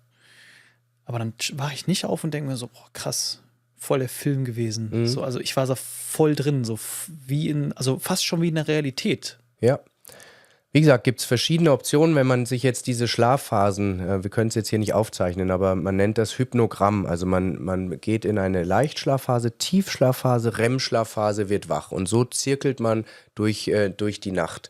Und es kann jetzt sein, je nachdem, wann du deine Aufstehzeit wählst, dass du im einen Fall direkt aus einer REM-Phase aufwachst und damit der Traum sehr real sich anfühlt, während zu einer anderen Uhrzeit zirkelst du nochmal in eine Leichtschlafphase, der Traum ist beendet, damit schon weiter weg im Erleben und dann fühlt er sich nicht direkt so präsent an. Das ist nur eines, müsste man sich einfach mal ansehen in einem Hypnogramm, aber das ist eine Möglichkeit. Eine andere ist, dass tatsächlich diese frühere Schlafzeit dir vielleicht tatsächlich sogar besser liegt, von deinem Chronotypus her, und du dadurch eine stabilere REM-Schlafphase hast und dich dadurch besser daran erinnern kannst. Ist aber alles nur hypothesengetrieben, aber es zeigt, es lohnt sich ein bisschen einfach zu experimentieren, wo man sich besser fühlt. Dieses reine Erinnern an einen Traum wäre es eine. Die andere Frage ist, wo fühlst du dich über den Tag gesehen, über eine Woche gesehen? Wenn du also eine Woche mal auf deinem frühen Zeitslot bist und eine andere Woche bei gleicher Belastung und ähnlichen Rahmenbedingungen, wenn du das mal gegenüberstellst, das wäre mal spannend, wie sich dein Energielevel dann unterscheidet. Eine weitere Frage, die ich mir stelle, ist, also man kann ja dann diese Bedingungen auch so ein bisschen anpassen, so mit dem Licht. Zum Beispiel morgens manchmal, ich trage so eine Schlafmaske und so. So eine Augenmaske, ne? Damit kein Licht in meine Augen fällt und so.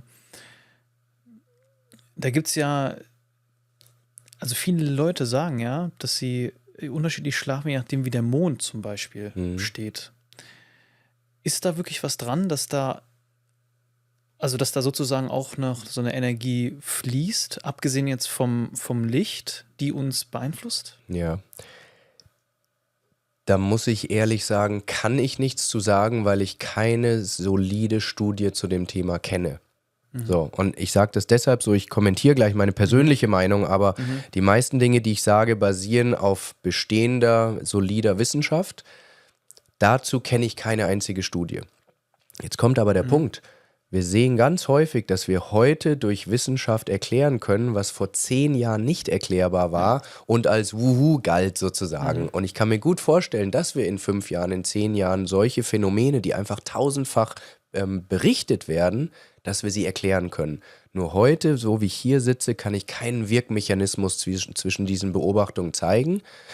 Bei mir sind aber auch schon viele Menschen gesessen, die genau das berichtet haben. Und dann werde ich immer hellhörig und sage, da muss irgendwas dran sein. Also Stand jetzt, wenn du mich persönlich fragst, glaube ich, dass es Menschen gibt, die sensitiver auf diese Mondphasen reagieren und dementsprechend auch auf dieses Gebilde Schlaf einen Einfluss hat, der teilweise störend sein kann, teilweise aber auch das Gegenteil. Dass Menschen berichten, dass sie in bestimmten Mondphasen viel tiefer schlafen als in anderen. Aber ich kann keine Studie zitieren, die da eine verlässliche Mechanik darstellt. Kommen wir jetzt noch zum Schlaf, nochmal zu den Mitochondrien, die du am Anfang erwähnt hast und die auch viel mit unserer Energie zu tun haben. Und du hast mir ja auch starke Mitochondrien gewünscht in dem Schreiben. Was spielen die jetzt für eine Rolle und haben die auch was mit dem Schlaf zu tun? Absolut. Also die Mitochondrien, in dem Buch bespreche ich ja 8 Prinzipien, die alle darauf einzahlen, dass unser Energielevel stabil ist. Und Schlaf ist die Phase, wo Funktionen erledigt werden können, die im Wachzustand einfach nicht möglich sind. Ich glaube, das ist wichtig. Die meisten Menschen denken, im Schlaf ist Stillstand. Es fühlt sich so unproduktiv an und so sinnlos. Und deshalb kann man doch einfach mal von 7 auf 5 runtergehen, weil man hat ja tagsüber mehr zu tun und 2 Stunden mehr Lebenszeit. Die Menschen wünschen sich einen Tag, der lieber 25 Stunden hätte. Also ist doch das Einfachste vom Schlaf, irgendwie 1 Stunde abzuknapsen. So, im Schlaf findet Hochleistung, jetzt sind wir wieder bei dem Begriff, aber biologische Hochleistung. Im Gehirn habe ich schon angesprochen, das Herz-Kreislauf-System regeneriert sich, die Hormone regenerieren und eben auch die Mitochondrien. Das heißt, wenn die Mitochondrien, der gesamte Energiebedarf des Körpers wird runtergefahren und dadurch muss eben, je nachdem wie viel Zeit man allokiert, nehmen wir 8 Stunden, zu diesen 30% der Lebenszeit ist weniger Energie insgesamt notwendig. Im Gehirn teilweise mehr, also im REM-Schlaf ist wahnsinnig hoher Energiebedarf, aus der Funktion raus emotional zu regenerieren, aber die Körperkerntemperatur fährt runter zum Beispiel im Tiefschlaf. Das heißt, wir müssen weniger Energie aufwenden, um den Körper zu beheizen, im wahrsten Sinne des Wortes. Und so ist Schlaf einfach eine Situation, wo viele Vitalfunktionen auf ein notwendiges Minimum runtergefahren werden, sodass Reparaturprozesse im ganzen Körper vollendet werden können, inklusive auch der Mitochondrien, die dann wieder für den nächsten Tag startklar gemacht werden. Ein Prozess, der in diesem Kontext auch wichtig ist: Menschen fragen mich oft, okay, mit den Schlafphasen habe ich verstanden, aber wie ist denn dann mit einem Mittagsschlaf? Man fühlt sich schon nach 10, 15, 20 Minuten wirklich frischer, obwohl man nicht in den Tiefschlaf gegangen ist, obwohl man nicht im REM-Schlaf war. Und dafür lohnt sich eine weitere Funktion des Schlafs zu verstehen, und zwar: In diesem Moment, wo wir beide jetzt hier sitzen und alle, die zuhören, steigt in unserem Gehirn ein Molekül an, was Adenosin heißt. Adenosin determiniert unseren Schlafdruck. Das heißt, je mehr Stunden du wach bist, desto mehr Adenosin hast du in deinem Gehirn. Nach 16 Stunden, nach 18 Stunden, irgendwann werden wir müde. Das ist der Schlafdruck. Sobald wir allerdings einschlafen, wird Schlafdruck abgebaut. Adenosin wird abgebaut. Und wenn du dich daran erinnerst, was ich vorher gesagt habe, wofür ATP steht, Adenosintriphosphat, dann können wir ganz vereinfacht sagen, dass diese Adenosinmoleküle sind quasi verbrauchte Energiemoleküle. Das heißt, im Schlaf werden diese verbrauchten Energiemoleküle wieder recycelt, sodass sie dann wieder als frische, aufgeladene ATP-Moleküle wieder für die Wachphase zur Verfügung stehen. Ich finde es interessant, wie du das auch so beschreibst, dass einige Menschen denken so, okay, ich merke das einfach immer wieder, wie krass leistungsgetrieben auch unsere Gesellschaft ist und dass sie schon ihren Körper eigentlich, also dass man fast schon seinen eigenen Körper wie ein Objekt behandelt, so, dass so und so viele Stunden Schlaf brauche und dann optimiere ich das bis zum geht nicht mehr. Und ich finde, was oft fehlt, ist einfach auch, also erstens, dass wir uns nicht mehr spüren, sondern nur noch im Extremfall auf irgendwelche Parameter schauen und gucken, wie optimieren wir uns, ja. Das ist, glaube ich, eine Sache, und auch im Hinblick auf, klar, die Wissenschaft sagt uns viel, aber vielleicht in 10 Jahren ist die Perspektive nochmal anders, wo wir vielleicht Dinge realisieren oder wissenschaftlich nachweisen können, die wir heute noch gar nicht nachweisen können, die wir aber vielleicht schon spüren. Ja. So.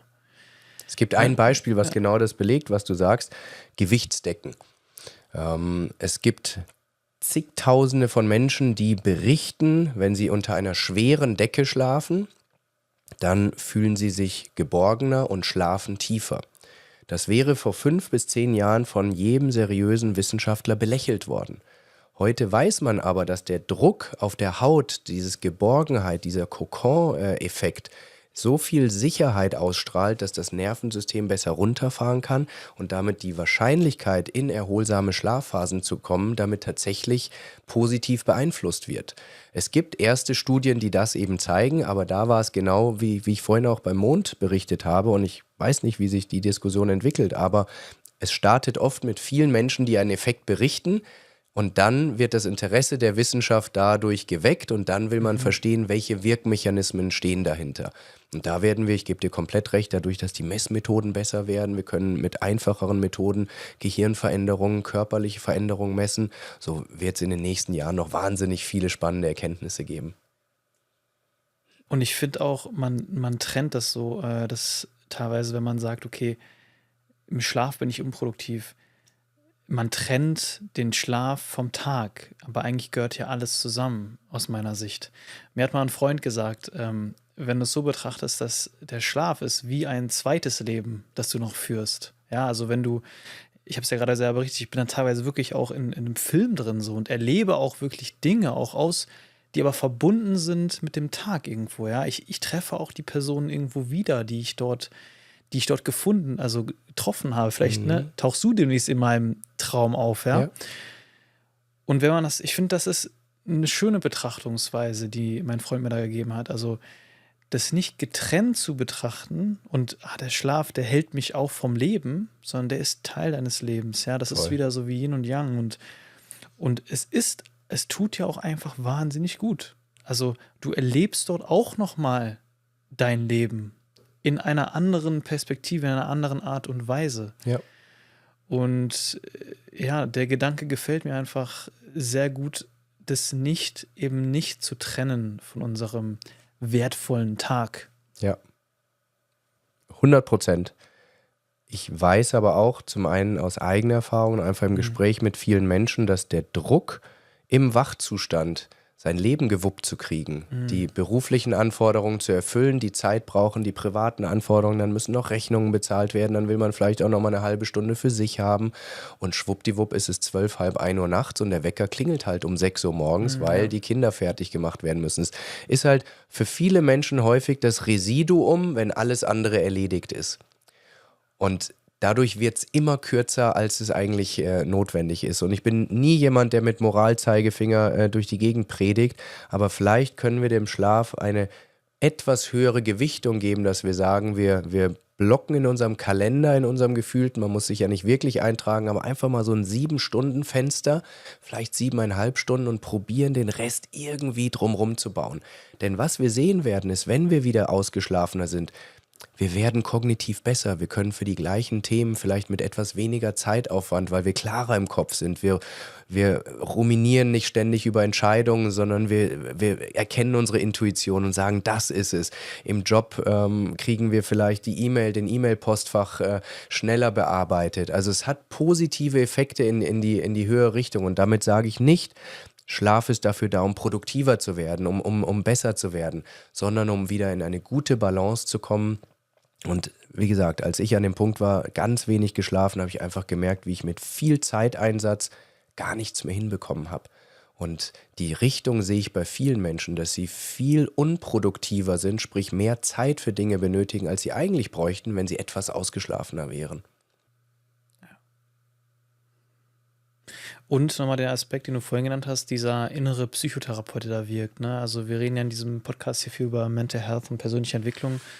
Also das auch nochmal im Vordergrund zu haben, ne? Vielleicht, auch wenn es einem mal nicht gut geht, das ist auch ein Gedanke, den ich mir ganz oft sage. Erstmal dieses Annehmen des Gefühls, dass es dir gerade nicht gut geht. Und bei mir ist es sehr oft so, dass dann nach einem guten Schlaf es mir einfach wieder besser geht. So. Und das ist auch wieder so ein Bild für mich, dass wir selbst auch zu viel in der Lage sind und auch unser Körper und unser System ist zu viel in der Lage. Und da ist es wichtig, denke ich, auch das System zu respektieren. Ja. Ne? Und nicht das zu übergehen. Wenn du müde bist, dann ist es ja wie ein Zeichen von deinem Körper, dass du jetzt etwas Ruhe brauchst und dem dann auch diese Ruhe zu geben, damit du dann am nächsten Tag auch wieder den Sachen nachgehen kannst, denen du nachgehen willst und auch teilweise musst. Weißt, für mich gibt es nichts Schlimmeres, sage ich dir ehrlich, Chris, wenn der ganze Tag von so einer Müdigkeit übersät ist. Also ich kann mich da nicht konzentrieren, ich genieße den Tag nicht. Ja. So. Ja, und für mich hat das viel mit Selbstfürsorge zu tun und mit Respekt sich selbst gegenüber auch. Und das Fatale ist jetzt aber, denn ich denke, alle, die jetzt zuhören, würden uns grundsätzlich recht geben. So, und jetzt ist ja immer die Frage, warum klappt es trotz besserem Wissen, klappt es nicht? Und ich habe einen Grund schon erzählt, dass viele Menschen einfach die Zeit fehlt. Ein zweiter Grund, den ich ganz häufig sehe, es gibt diesen Fachbegriff der Bedtime Procrastination. Prokrastination ist ja das Aufschieben und viele Menschen berichten, dass sie eigentlich später ins Bett gehen, als sie eigentlich möchten. Da gibt es viele Faktoren, Handysucht, sag ich mal, durch Reel-Scrollen, wo die Zeit verfliegt, aber das lassen wir jetzt mal kurz außen vor. Ein Grund, und ich erinnere an einen Klienten, mit dem ich ein sehr spannendes Personal Coaching hatte, er sagte mir, er ist eigentlich mit allen Themen so um 10:30 durch. Um 10:30 könnte er ins Bett gehen, da hat er alle seine Bedürfnisse, Aufgaben etc. erledigt. Er ist aber fast nie vor 2 ins Bett gegangen. Und dann habe ich gefragt, was machst du zwischen 10:30 und 2? Da sagt er ja fast nur YouTube gucken. So, jetzt könnte man sagen, warum guckt er 3,5 Stunden YouTube am Tag? So, und dann wird's spannend. Denn du kennst sicherlich das Konzept der Sekundärvorteile. Das heißt, wenn wir ein Verhalten beobachten, was einen Primärnachteil hat, sprich er geht zu spät ins Bett und möchte das eigentlich auch ändern, tut es aber nicht, dann sind ganz oft Sekundärvorteile im Spiel. Das heißt, aus seinem Verhalten zieht er irgendeine Art von Vorteil, emotional tief verwurzeltem Vorteil, der vielleicht auf den ersten Blick gar nicht erkennbar ist. Und den zu finden, Leon, der löst meistens das Problem. In diesem Fall war es so, dass er gesagt hat, er muss den ganzen Tag funktionieren. Er hat ein Meeting nach dem anderen. Sein ganzer Alltag ist getaktet. Er möchte mal 2-3 Stunden einfach nur sein, sinnlose Dinge tun und einfach nur leben, sich etwas frei fühlen. So, und das sind ja alles schöne Emotionen. So, und wenn man da drauf geht und sagt, du hast dich nicht im Griff, du bist disziplinlos, du bist ein schlechter Vater, du bist ständig nur unausgeschlafen, das ist das, was seine Stimme ihm da für sein Verhalten sagt. Aber damit wird seine Emotion nicht bedient. Und das sehen wir ganz oft, wenn wir den primären Grund finden, die Wurzel des Verhaltens und das versuchen auf andere Art zu bedienen. Ich habe ihn gefragt, wie kannst du auf andere Art dich frei fühlen, dich weniger getaktet fühlen, ohne dir 3,5 Stunden jede Nacht YouTube um die Ohren zu knallen. Dann kommt man auf andere Lösungswege. Dass man es vielleicht nur jeden zweiten Tag macht, dass man statt 3,5 Stunden 30 Minuten das Ganze macht. Also da gibt es Abstufungen.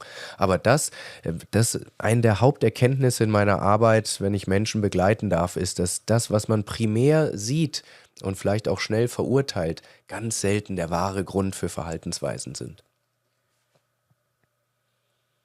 Ich nenne das immer Kompensationsmechanismen. Also wenn man zum Beispiel 3 Stunden YouTube guckt oder andere Dinge, wenn man sich dann abends noch ein Porno anguckt, obwohl man weiß, das wird deinen Schlaf ruinieren oder und sich einfach immer noch Reize geben muss, obwohl der ganze Tag sowieso reizüberflutet quasi schon ist und du eigentlich weißt, das, was ich brauche, ist Ruhe, aber da ist immer irgendwie noch so ein Trieb, dass ich mir noch irgendwie irgendwas machen muss, oder?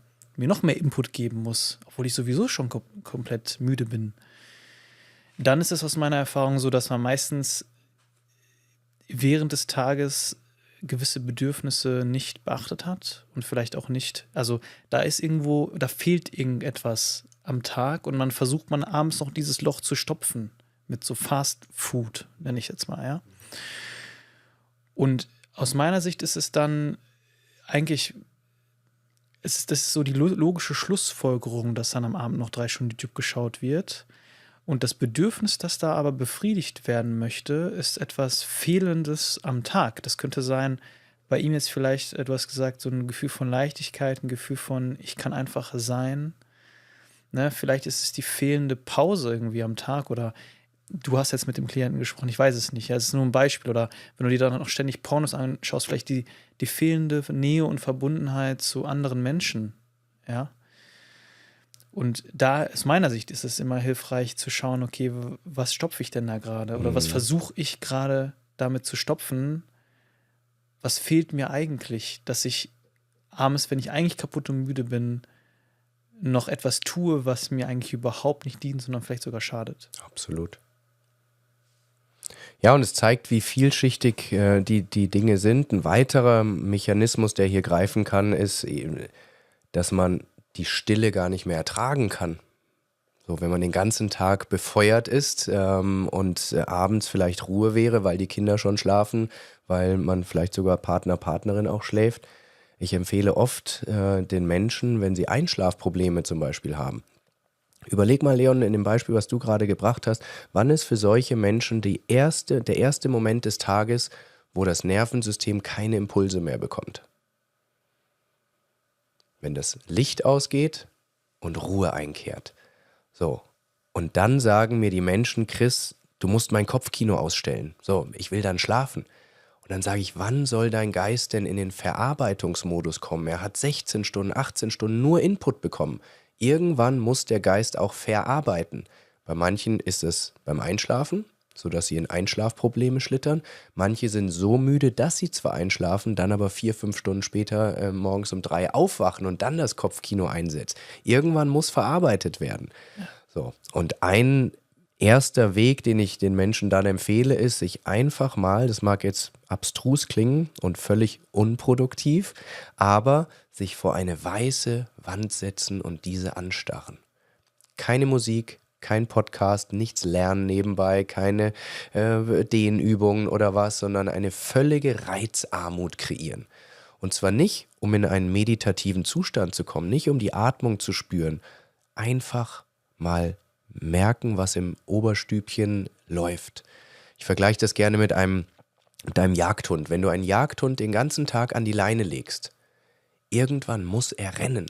Er muss eine Gassi-Runde gehen. Ich nenne es mentale Gassi-Runde. Er muss rennen, seine Power loskriegen und irgendwann wird seine Geschwindigkeit etwas weniger. Irgendwann wird er müde und sich wieder zufrieden ins Körbchen legen. Und das wünsche ich Menschen, dass sie sich im Tag, wenn es nicht anders geht, direkt vorm Schlafen mal so eine mentale Gassi-Runde gönnen, damit sie einfach mal Auslauf kreieren können. Jedem Gedanken Raum geben, ihn nicht bewerten, auch gerne zu Ende denken. Gar nicht so, wie gesagt, ich bin ein großer Freund von Meditieren, aber es ist auch viel Anstrengung für Menschen. Gar nicht beobachten, weiterziehen lassen, einfach mal die Lautstärke zulassen und nicht durch TikTok oder Insta-Reels überdecken, denn die Lautstärke wird weniger, die Geschwindigkeit wird weniger und wenn diese Ruhe einkehrt, dann ist Zeit zum Schlafen. Lieber mal 15, 20, 30 Minuten Schlafzeit opfern, um das Nervensystem und den Geist in eine Situation zu bringen, wo man in erholsamen Schlaf kommt. Denn viele Menschen hetzen durch alles durch, machen dann Licht aus, schlafen ein, landen dann aber in etwas, was wir Junk Sleep nennen. Junk Food kennen die meisten, das heißt, du kriegst genug Kalorien, aber nicht die Nährstoffe, die du eigentlich brauchst. Und Junk Sleep ist sehr ähnlich. Wir schlafen zwar, aber wir sind nicht in den Tief- oder REM-Schlafphasen. Wir kriegen also nicht die Nährstoffe des Schlafes, die wir eigentlich bräuchten. Und die Folge ist, man schläft 6, 7, 8 Stunden, ist aber trotzdem nicht erholt am nächsten Tag. Und das ist auch ein Phänomen, was viele kennen. Selbst die nicht zu kurz schlafen, sie schlafen nicht mehr erholsam. Chris, am Ende des Podcasts stellen wir dieselbe Frage. Und zwar stell dir vor, du kannst jetzt anonymisiert eine Nachricht an die Menschen per SMS schicken mit einem Satz, den sie alle lesen werden. Welcher Satz wäre das? Du hast ihn vorhin schon genannt, aber ich würde ihn unabhängig davon, weil es sowohl für mich als auch viele Menschen, mit denen ich arbeite, immer wieder eine Erinnerung ist, die Dinge, die man eigentlich für wichtig hält, wieder nach vorne zu bringen. Und das ist, Energie ist nicht alles. Aber ohne Energie ist alles nichts. Und wenn ich das noch kurz einordnen darf, denn ich bin mir sehr bewusst, dass Menschen, die etwas berufsmäßig machen, da auch eine Leidenschaft haben, immer ihr eigenes Thema als das Allerwichtigste sehen. Und deshalb liegt es für mich natürlich nahe, dass ich jeden Menschen davon überzeugen will, ihr Energielevel zu priorisieren und da ein bisschen was für zu tun. So, und den Fehler möchte ich aber nicht machen, denn die Menschen haben auch andere Sorgen. Aber ich habe selbst erlebt und erlebe es immer wieder bei Menschen, es ist so eine notwendige Bedingung für ein gelingendes Leben. Denn ohne Energie kannst du dich nicht mehr, egal wie glücklich deine Partnerschaft, die Beziehung zu deinen Kindern ist, egal wie leidenschaftlich dein Job ist, ohne Energie sind all diese Dinge nicht mehr lebenswert. Deshalb macht es wirklich Sinn, mit den Methoden, die für einen selber sich stimmig anfühlen, die in das Leben reinpassen, das Energielevel nicht so lange zu ignorieren, bis man in den roten Bereich oder gegen die Wand fährt, sondern es idealerweise vorher schon etwas zu priorisieren. Denn der Weg aus einem Burnout, aus einer Depression, aus diesen Dingen ist einfach wahnsinnig viel anstrengender, als vorher schon die eine oder andere Weiche etwas umzustellen. Chris, wo können die Menschen dich finden? Sie können mich in meinem Buch finden, das High-Energy-Prinzip, was jetzt erscheint. Sie können mich auf Instagram finden. Ich bin auf LinkedIn sehr viel unterwegs, wo ich über diese Dinge schreibe.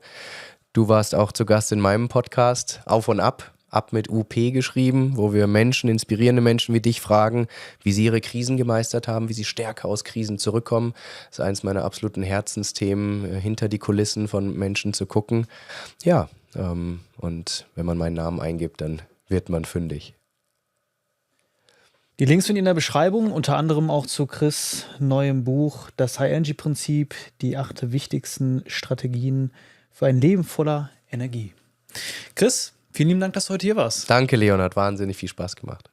Danke.